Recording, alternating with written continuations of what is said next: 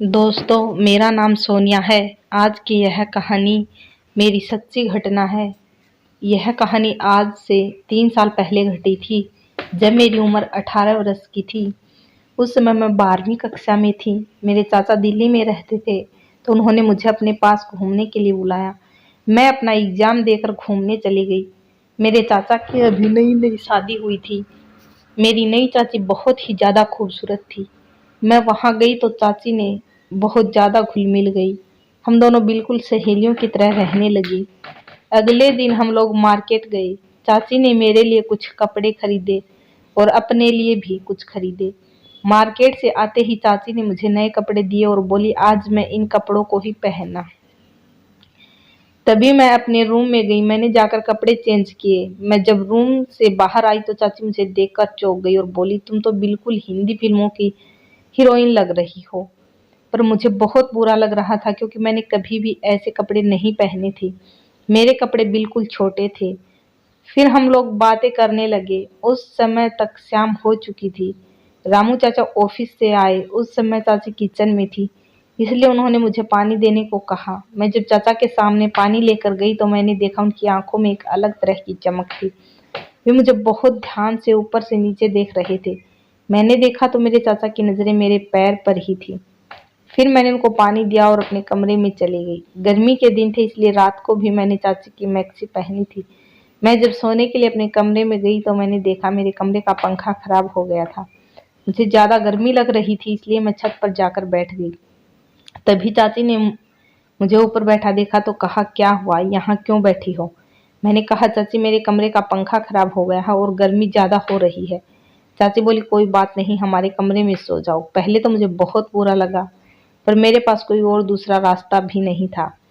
मैं किनारे पर सो गई। चाची बीच में थी। तभी कुछ देर बाद चाची और चाचा हंसी मजाक करने लगे। तभी चाची ने कहा, बाबू आज नहीं, आज सोनिया यहाँ है। कुछ देर बाद शायद चाची किनारे पर आ गई थी और मुझे बीच में कर दिया था।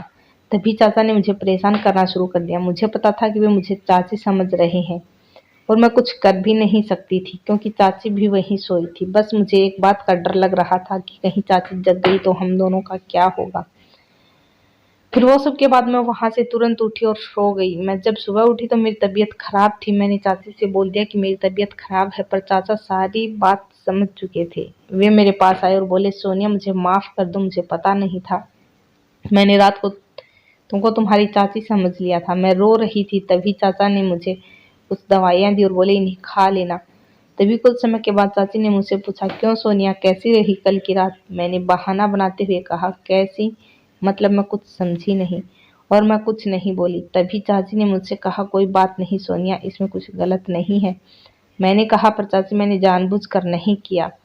तभी चाची ने मुझे गले से लगाया और बोली, कोई बात नहीं, जाओ नहा लो। नहाने के बाद मैंने फिर से वही कपड़े पहन लिया। शाम को चाची मार्केट चली गई। तभी चाचा आए। मैंने उनको पानी दिया। चाचा ने पूछा, तुम्हारी तबीयत कैसी है? मैं बोली, ठीक हूँ। उन्होंने पूछा, तुम्हारी चाची कहाँ है? मैं बोली, वो मार्केट गई है। देखते ही देखते 7 बज गए। फिर वो सब के बाद मैं अपने रूम में जाकर आराम करने लगी। कुछ देर बाद मेरी चाची आ गई। फिर हम लोगों ने खाना खा लिया और मैं सोने के लिए अपने कमरे में चली गई। करीब रात को 11 बजे बिजली चली गई और बहुत ज़्यादा गर्मी होने लगी।